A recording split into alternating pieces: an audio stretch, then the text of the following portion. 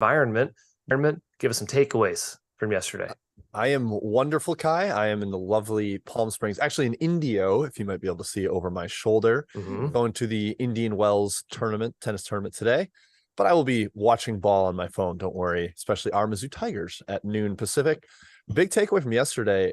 Sometimes matchups matter more than any sort of revenge angle you might want. I know. Iowa State over Baylor, Oklahoma State over Oklahoma, Clemson over NC State, Penn State over Illinois. Triple sweeps galore yesterday on the slate. So do not be scared by a team that has lost twice.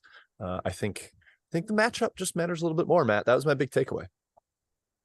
Yeah, I mentioned I had seen conflicting data on the double revenge angle, Jim. I think if you removed my stupid filter of being the favorite, I think there is a 1 to 2% ROI bump for the team that has swept the other team in the regular season. You're right. There's probably something there. Kai, data mining can be a slippery slope. That's a good lesson for all you data modeler, aspiring modelers out there. I'd like to see Penn State in my tournament. I'll just kind of hone in on that one. It's a fun team, and I love that coach. And Jalen Pickett's an absolute star. We'll see if they can get 1 or 2 more wins in the Big Ten tournament. Will that be enough to punch their ticket? I don't know. But team I'd like to bet first round, just off the top of my head.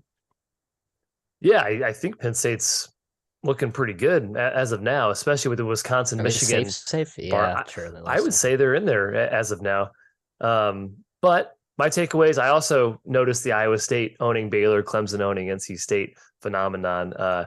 Really interesting, Clemson, what they're going to do, the committee with them, because they blew out NC State 3 times, and yet NC State looks better for the tournament right now. Kind of an interesting dynamic there. Ohio State keeps the train running. We'll talk about them today.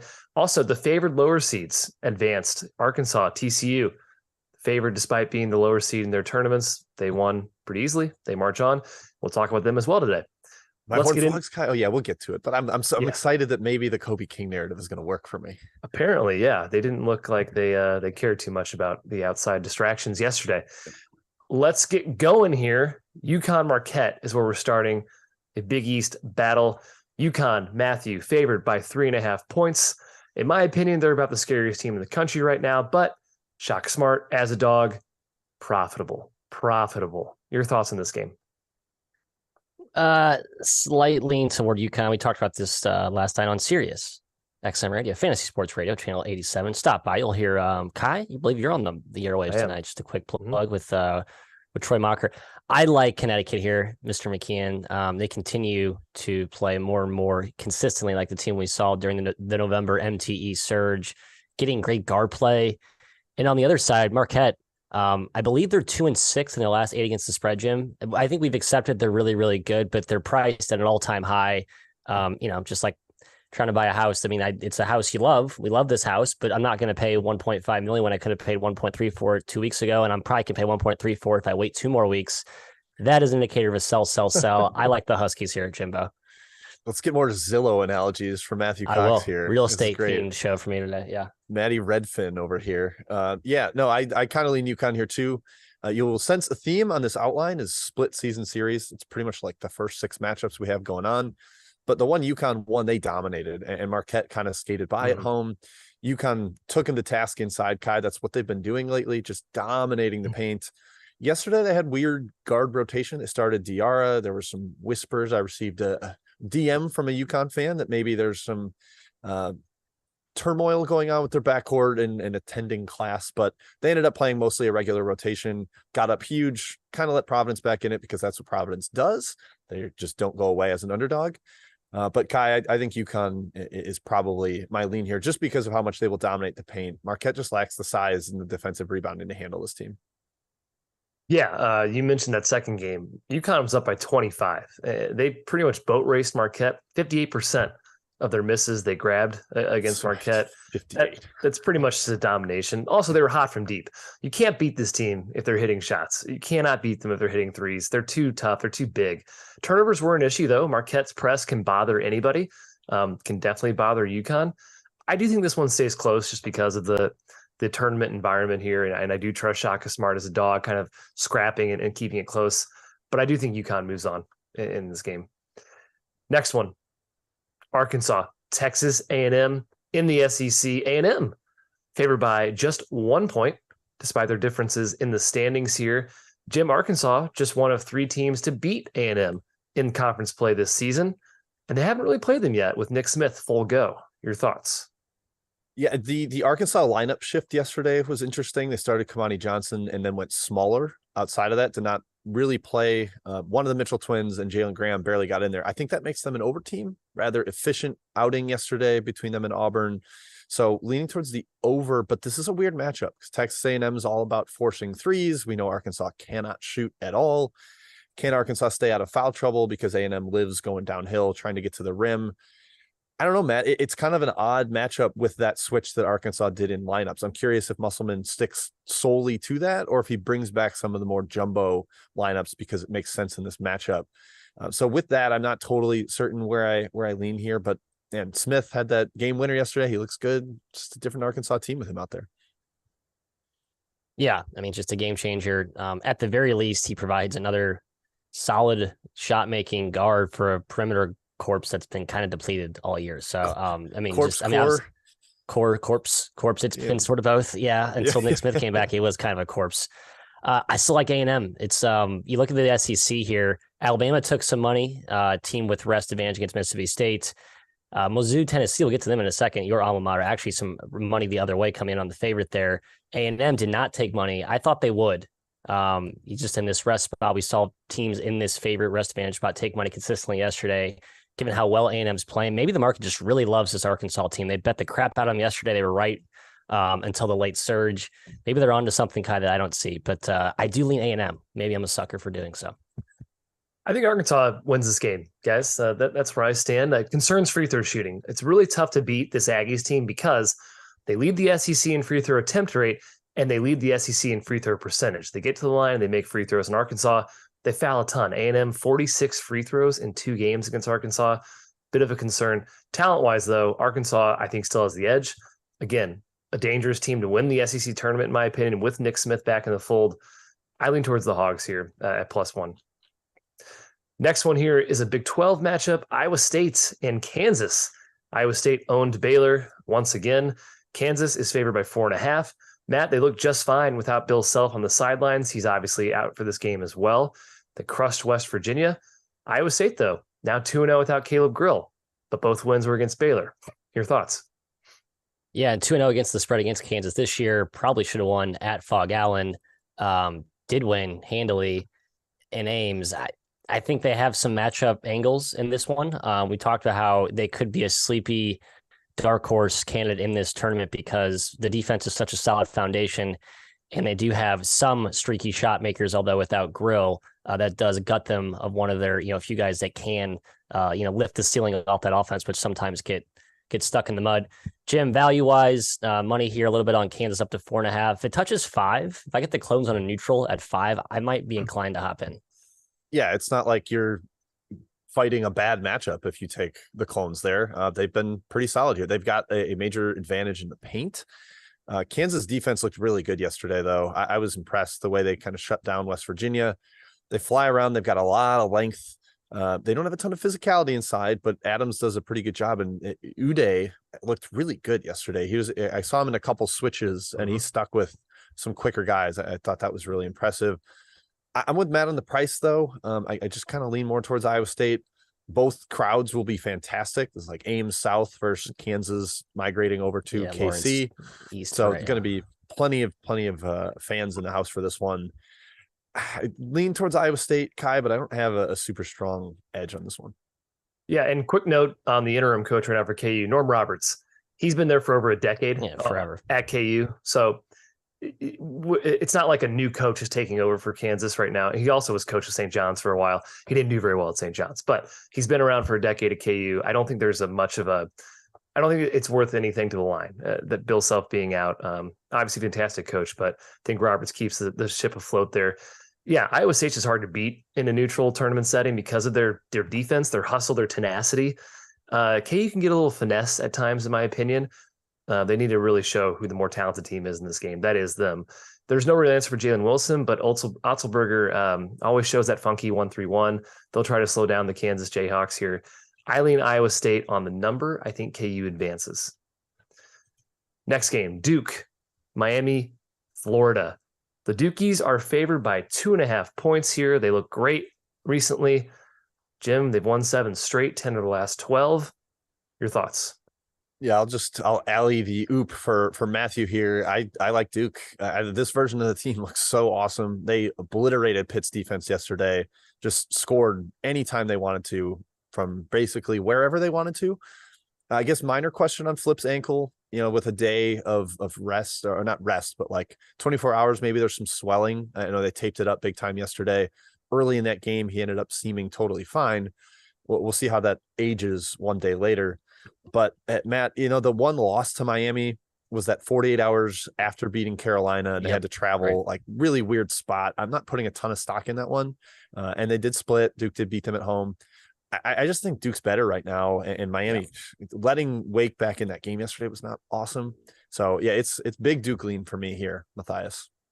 Yep. All in on Duke. Not going to regurgitate the same points Jim's mentioned. I'll play devil's advocate though here, Kai, if you're annoyed with or don't believe in my Duke narrative here. One, the matchup is tough for Duke. I think the ball screen shot making dynamism that Miami has been a problem for Duke. It really came to showing that the demolition in Coral Gables. I think it was more spot related, but I still think that matchup, that's been a theme with Jimmy Larinaga against Duke the last few years. And secondly, that last game closed -3. So you're basically getting the exact same price here today on a neutral versus Miami at home. A little bit eye raising, but I think this Duke team it warrants that sort of tax, if you want to call it that. They're just better, way better than what we saw early in the season. I'm in. Go Devils. Yeah, that last game against Miami was, they destroyed them. But no Whitehead in that game, maybe a caveat. And since then, like we said, Duke's been pretty good. Just 4-3 against the spread during their 7-game winning streak. So they're kind of playing to market expectations. But still, I think there's no doubt they're playing their best basketball right now. They've risen from 42 to 26 in KenPom in about 20 days. And Miami, last 3 efforts, guys, lost at FSU by 1, beat Pitt by 2, beat Wake by 2. Not inspiring a ton of confidence right now. I do think Duke takes this one. The athleticism, the size will shine through. They're playing incredibly well. So lean towards Duke there for me. Before we get to Chat Mob, a quick message from Run Your Pool. This season, Field of 68 is partnering with them for a bracket contest. We are excited to be working with Run Your Pool. They have more than 50 game types for every sport you can think of. Traditional bracket pool, survivor games, head-to-head games, pick X games, and of course squares. The scoring is customizable. You can tailor your bracket rules to your particular pool. It's very fun. It's very awesome. The best part, Run Your Pool is giving away $1,500 in cash prizes for free. Just sign up at the link in the description, play.runyourpool.com/field68, FIELD68. Fill out a bracket, be eligible to win. Selection Sunday is this Sunday. Run Your Pool. All righty. Matt, Chat Mob, who's got it? Let's do it. No, it's me. I hogged the ball. I said I'm gonna let Matt do it tomorrow. Actually, no, Matt's host tomorrow, so that means Kai gets to do it. Hey, that's fantastic. Fun. Kai, right back to you. Purdue first half, like show asking about either laying the 4 or under 58 against Rutgers. Any thoughts on that? Live bet. What's we the are score under right action now? there. 6-2. Rutgers is up on the Boilers. I think Rutgers wins this game. That's my teaser. And it's easy to say when they're up 6-2, but I thoroughly believe that. They're up 7-2. Is the question live bet right now? Purdue 4.5. I'm amending. It was asked like right as the game was tipping. So okay. I guess kind of. Yeah. What's your sense of this game? I guess. I think Purdue comes back and wins. Yeah, but I don't know if they'll cover full game spread. Yeah. Oh, do you trust Rutgers now? I do. One game. That's all it took me. God, it took me one game. All right, Maddie Mac. Toledo's laying 5.5 against Ohio in the semis of that tournament. Are you gonna ride with the rocket ships? Not at 5.5, because I think Ohio is a tough matchup. I think they're the sleeping giant in this conference tournament. I've been having my eye on AJ Brown, stud freshman. I think he had like 27 yesterday in 28 minutes. Absolute game changer. They've been awesome like every part of the season when he's been fully healthy and in there. So I did not trust my rocket chips today. I should have. I apologize, TFA backers. Good luck to you. But I think Ohio is a real dark horse now that they've advanced to the semis. I can't believe how quickly you've given up on the Rockets. Like no, I'm not giving up. Ago, it's a bad matchup. It's a bad matchup. No. Ohio's really good. Oh, Ohio's no, good. Toledo. You Toledo said Kent smashed State's Ohio a bad this matchup. year. You said Akron's a bad matchup. You're telling everybody's a bad I matchup know. against our I know. Rockets. I don't like it. Didn't Toledo crush Ohio this year? I'm sorry. It's a bad matchup in the timing of playing Ohio, who I think is undervalued right now. It's from like an X and O. You're right. Toledo does own them. And by the way, I think I took Toledo on my official action right up this morning, but I did not officially lay big dollars myself. Jim. Oh, right. Transparency. Maddie Waffler, pick a side. Right. Left. Can't be wrong. Kai, to you for the Wichita State versus Tulane total. So people are asking about the over. I believe it has been bet down a little bit. Sitting at 151 right now. Tulane has obviously been a huge over team. What are your thoughts there? They are a big over team, but Wichita doesn't really strike me as such. I'm pretty sure this last game went over. They just played each other. No real feel on the total here, Jim. Conference tournament games play a little bit differently. I got nothing. Yeah, I am seeing ghosts on my totals capping, so I don't really want to give a strong take there. Matthew, are we riding with Tim Miles again today? Getting 8.5 Why not? against San Diego State? Sure. Covers every game. Doesn't matter. I'd say ride it. I was on Nevada yesterday. I felt pretty good about laying. It got bet down to 3. My goodness, people out there know the final scores. I guess I don't know those scores. It'd be nice to before you bet, obviously. Why not just keep riding Tim Miles? Dude's awesome. Covers every game. Sure. Don't overthink it. Yeah, they got up like 13 on Nevada in the second half. Ended up letting him back in. Hung on, though. Kai, in the SEC, Mississippi State getting 8 points against Bama after that crazy overtime win yesterday. But Bama has been bad since the news broke. So where do you look at this game? I keep fading Bama against the spread, I guess, especially with an 8-point spread. I think Mississippi State can make it ugly, keep it close. Fairly low total, 139, considering it's an Alabama game. Again, I think Alabama 0-4 against the spread since the Miller news. I lean towards Miss State. All right, Maddie, back to the MAC. Kent State, 2-point favorite against Akron. Jets Pete asking about revenge for last year's tournament. Do you think that is on the mind for the Golden Flashes? Certainly should be. And I think the better team, Akron, I think, is a matchup dependent type of play in the MAC. And I just think Kent State's better. Proved it yesterday. We hadn't really seen like Kent State, play to like that dominant force that we'd seen all non-conference. We've seen pockets of it in conference play. It was good to see them locked and motivated yesterday and lay the lumber. I think they do so today against Akron. Maybe not a full double-digit blowout because Akron's tough to do that too. But I think they win fairly convincingly. I'll take this one from Kelly V. Norfolk, NC Central, asking about what the heck happened the last meeting. It was really bizarre. Norfolk got down huge, ended up coming all the way back, and I think forced overtime. They had suspended 2 key players in that game, Dana Tate and Joe Bryant, like arguably their 2 best players, and Bryant definitely is. But their season finale effort was really, really terrible too. I'm not sure what's going on with Norfolk, but again, is in Norfolk, so kind of localized. Should be a pretty good crowd for the Spartans. I do lean towards Norfolk there. Matt, back to you for a SWAC question. Texas Southern -2.5 against Alabama A&M. Are we getting the Johnny Jones ascent here in the postseason? We got big money on the Johnny Jones today. Yeah, up to -3. I think it opened closer to pick. I would keep riding this again. He's been awesome in this tournament. I think their talent has a right to play better than what we saw down the stretch. So stretch there where they were injured. PJ Henry was out. He's a pretty critical piece there. So yeah, I like the fighting Johnny Jonesies today. Yep, agreed. All right, Kai, we're going to go back to the outline. So let's talk our Tigers, huh? Let's talk our Tigers. Yeah, Mizzou Ra. Here we go. Home field apparel. Yep, buy their clothes. Tennessee is favored by 5.5. We've seen 2 games now, sans Zakai Ziegler for Tennessee. They lost at Auburn, tough spot. Then they just beat and covered against Ole Miss in the SEC tournament. Matt, game 1 was crazy. No JJJ for Tennessee in that game. Mizzou led by 17 points, gave up the lead, then hit a buzzer beater to win it. Mizzou was 14 for 26 from deep in that game. I think that's basically what they need to do again, personally, as a Tiger fan. But what do you think?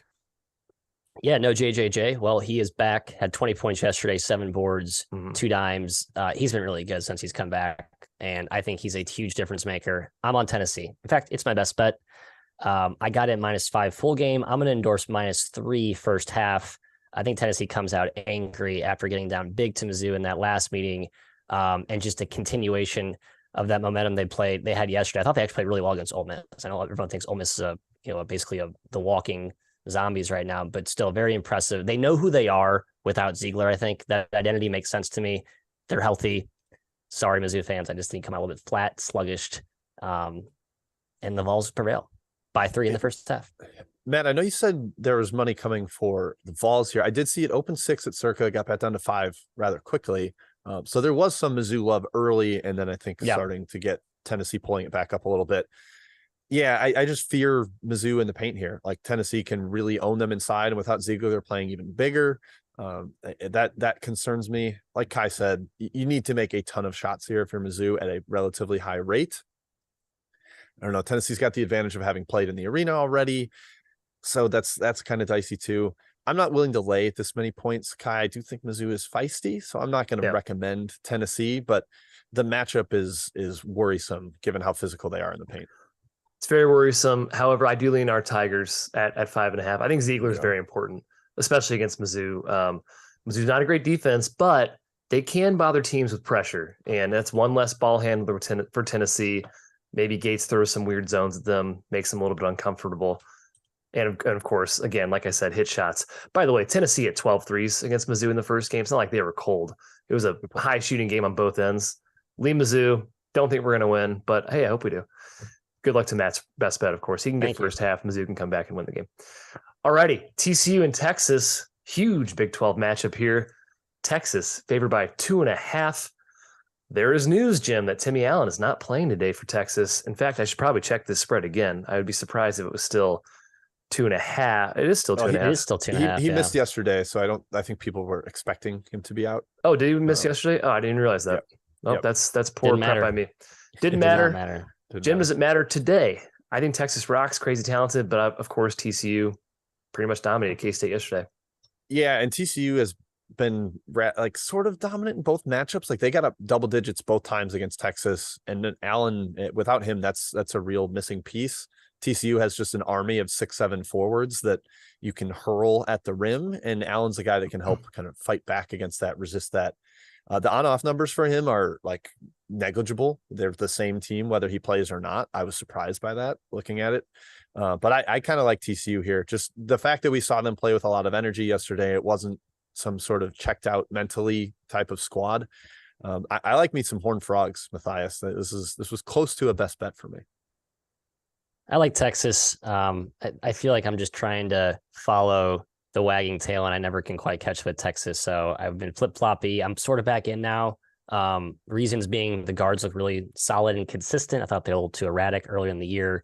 Rice has been tremendous alongside Hunter and Carr there in the backcourt. Then Dylan Disu had arguably his best game of the season yesterday, 11 points, 11 rebounds, had 3 steals and a block. I think he's a game changer defensively. I've overharped on his importance to this team for like over a year and a half now. But I wonder if they were kind of playing it cautious with him. I know he had some low minute counts in those games down the stretch to make sure he's all the way intact for the postseason run. Again, game changer on defense. I like the Horns. I like the Horns too. Despite no Allen here, Texas's size, it's tough to overcome even for the hyper athletic Frogs, but TCU plays hard. They can play with anybody. Texas is pretty deep at Timmy Allen's respective position. I think that's why you don't see a huge drop off. I think he's important for sure. But yeah, I lean their way. I just think they're a slightly higher level right now than this TCU team. Go Frogs. Yeah, I'm not necessarily like cheering for Texas. I don't love Texas, but it's the way I lean, guys. All right, Ohio State and Michigan State, Big Ten matchup. Preseason, I wouldn't be surprised to see Ohio State in this position, but I am a bit given their recent slide and come up, Matthew. They've been playing a lot better lately. They are 4.5-point dogs today. As somebody who watched that Ohio State Iowa game, I think they were pretty lucky to win it. A lot of mid-range, tough shots went in. They hit a ton of them. Iowa was missing wide open looks, 4 for 17 from 3. Does that catch up with them today against Sparty?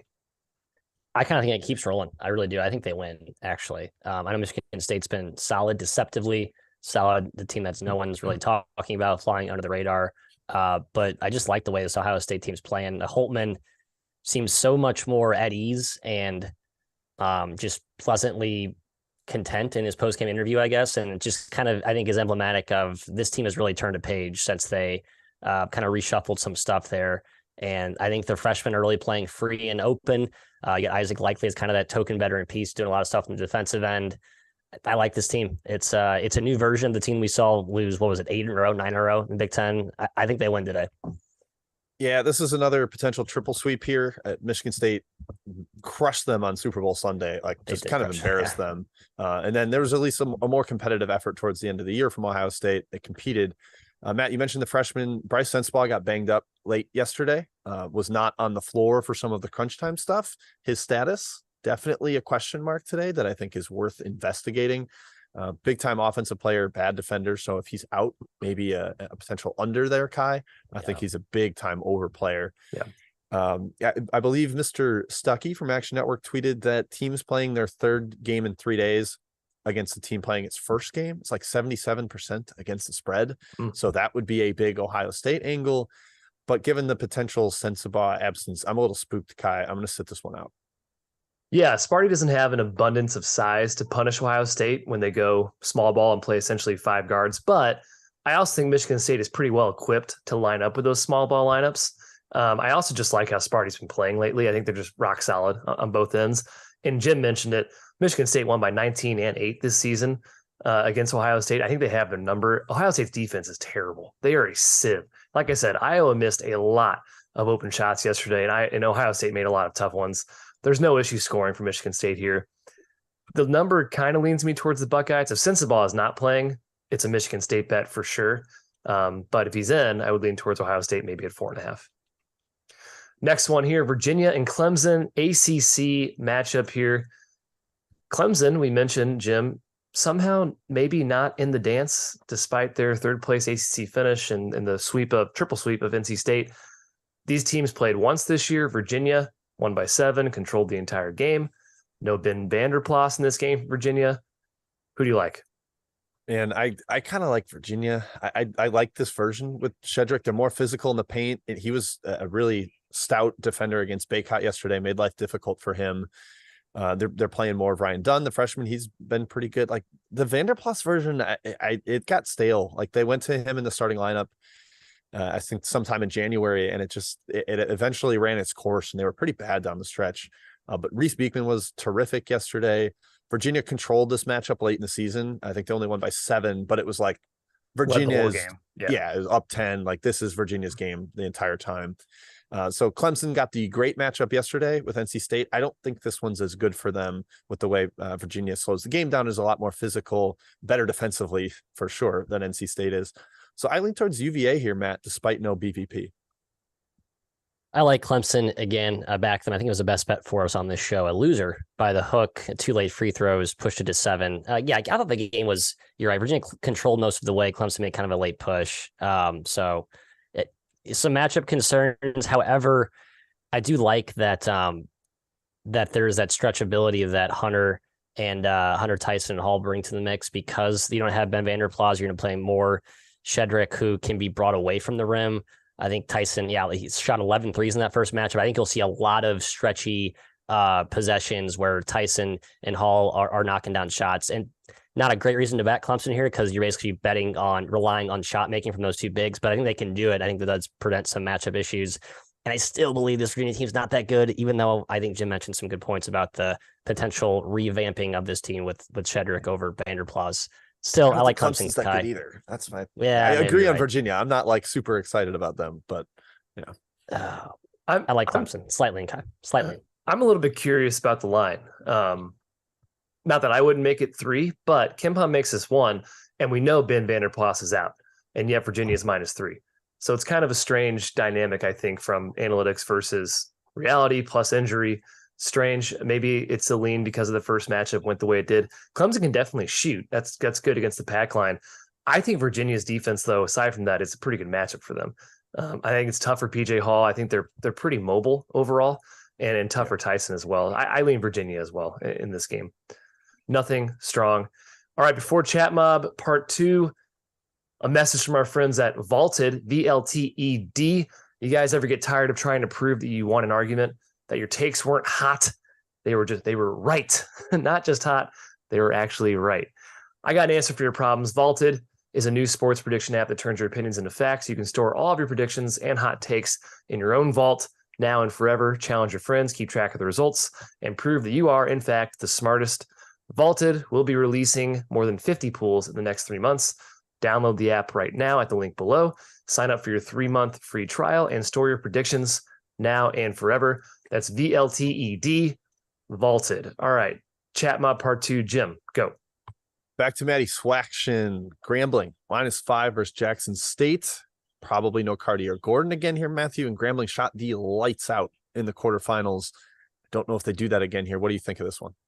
Yeah, actually, they've done it a few times this year when Gordon's been out. Is that sustainable, or do they actually have a potential better lineup option without him? I think he obviously matters. He's a complete force and game changer in that conference. I do agree with the money, though. Jackson State, who's been playing a lot better than people realize, too, down to 5.5. Nothing at the current price, but I lean that way on the opener. Kai, in the Big Ten, Penn State, a team we professed our love for in the intro, they are getting 1.5, 2 points, depending on where you look, against Northwestern today. Any thoughts there? I like Penn State. Penn State +2. I just like this team, man. There's not a whole lot of reasons for it. They can shoot. I love Pickett. I like Shrewsbury. Northwestern, I think they're good. I don't think they're great. And I think Penn State's a better team. Yeah, I think you have to be able to shoot against Northwestern, and Penn State can really, really shoot. So I'm with you. I lean that way too. Matt, out in the Big West, the Anteaters of Irvine are laying 2.5 against Fullerton. Fullerton coming off an overtime game, whereas Irvine had a really comfy blowout yesterday. What are you thinking here? Yeah, Fullerton's been hot. I've seen some love for Foley in the chat. Had I not realized how good Fullerton's been, I'd be betting big on Irvine here, especially with that overtime angle. But I looked closer and I was like, man, Foley has been really, really solid. We saw Dedrick Taylor get this team whipped up into shape before last season's postseason run down March. I think he's done something similar here with a pretty crafty core of guys kind of look like role players and stars, but they've just been good. Yeah, I don't get how they're good, but they're good. I like Irvine. I don't know. Kai, I asked you about this total earlier, but we didn't really discuss side, and Scott H asked Wichita and Tulane. Tulane laying 2.5 against those Shockers. I like Wichita State at +2. They seem to be a tough matchup for Tulane. They showed that in the first meeting. It wasn't particularly close at Tulane. Wichita was pretty impressive that game. Been playing a lot better lately too, kind of under the radar. Lean their way at 2. Yeah, Tulane's had a weird swoon too. I don't know what's totally up with them. Same conference from Renzo Bros, UCF and Memphis. I'll take this one. Memphis -5.5. I like UCF. They had a weird low first half yesterday against SMU, but they fought back, got the win. I think their athleticism plays fairly well against Memphis. Two very big defensive squads.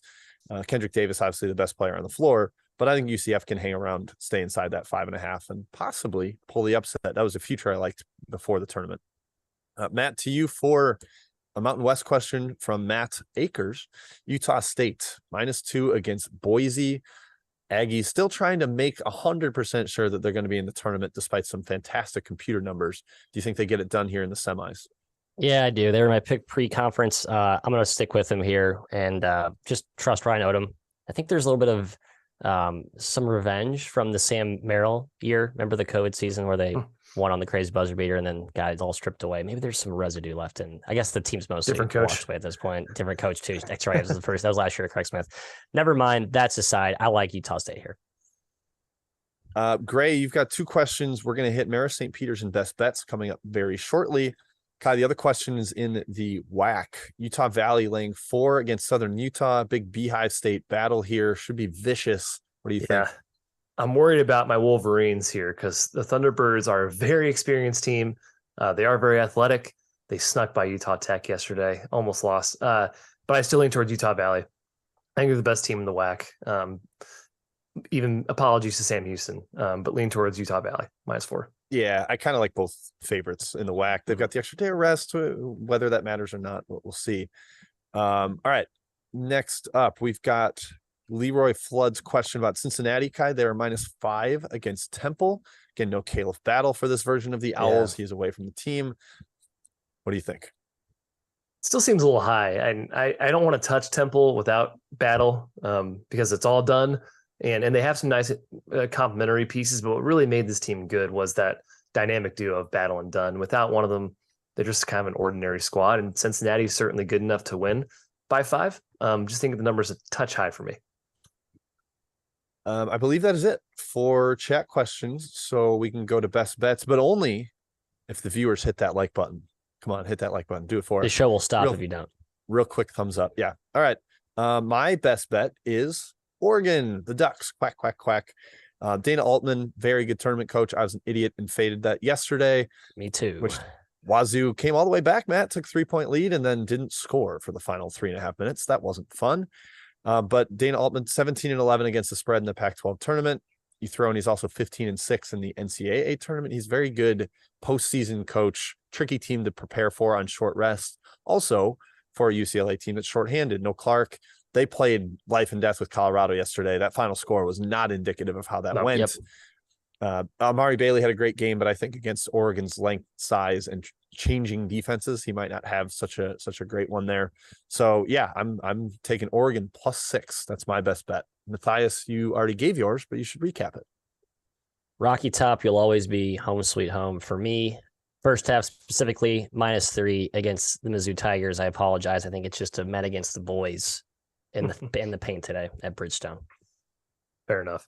I'll take St. Peter's +1. They're playing Marist. They dominated the glass in both meetings. They're the 8th best offensive rebounding team in the country by rate. Marist is due for some major regression. Through 2 games in the MAC tournament so far, Marist is shooting 41% from 3. Its opponents are shooting 20% from 3. Yikes. St. Peter's also beat Marist twice this season in the regular season. I think they sort of have their number here. You're getting them at a pretty cheap price, I think, at +1. So Peacocks for me. That does it for us, guys. Hey, we're back on Saturday. Of course we are, to talk the last big day of the season before the NCAA tournament. We're back at 10:15 Central, 11:15 Eastern. Hit the like button on the way out, if you will. Thanks to BetRivers and Field of 68. Enjoy the conference tournament action today, and good luck